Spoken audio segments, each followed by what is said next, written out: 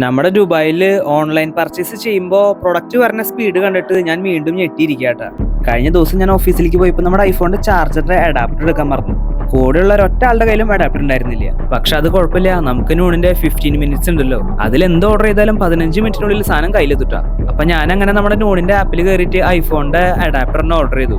ഇന്നലെ ആണെങ്കിൽ കുറച്ച് പൈസ കുറവുണ്ടായിരുന്നു. 15 മിനിറ്റ് ആണ് അവർ പറഞ്ഞെങ്കിലും 5 മിനിറ്റിനുള്ളിൽ സാധനം കയ്യിലെത്തിയിട്ടാ. പക്ഷെ അപ്പോഴാണ് അതിലൊരു ചതി ഒളിഞ്ഞിരിക്കുന്നുണ്ടെന്നുള്ള കാര്യം എനിക്ക് മനസ്സിലായതിട്ടാ. സംഭവം എന്തിട്ടാന്ന് വെച്ചാൽ എനിക്ക് കിട്ടിയ സാധനം നല്ല ഒന്നാന്തരം ചാത്തൻ സാധനമായിരുന്നു.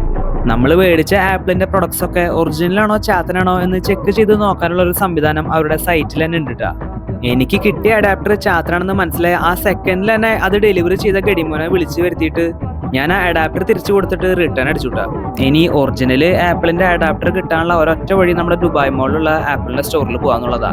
ഞാൻ നമ്മുടെ PT ഉഷ ചേച്ചിനെ മനസ്സിൽ വരച്ചിട്ട് ദുബായ് മോളത്തെ ആപ്പിൾ സ്റ്റോറിലേക്ക് ഒരൊറ്റ ഓട്ടം അങ്ങോട്ട് ഓടിയിട്ടാ. ആപ്പിൾ സ്റ്റോറിലെത്തിയ ശേഷം ഞാൻ ആദ്യം നോക്കിയത് നമ്മുടെ ടിം കുക്ക് അവിടെ ഉണ്ടോന്നാ. ടിം കുക്ക് ഉണ്ടെങ്കിൽ ആളുടെ കൂടെ ഒരു സെൽഫി എടുക്കാനും എനിക്ക് പ്ലാൻ ഉണ്ടായിരുന്നു. പക്ഷെ ആളെ കാണാത്ത സ്ഥിതിക്ക് ഞാൻ ഫോണിന്റെ അഡാപ്റ്റർ മേടിച്ചിട്ട് അവിടുന്ന് തിരിച്ച് നടന്നോട്ടാ.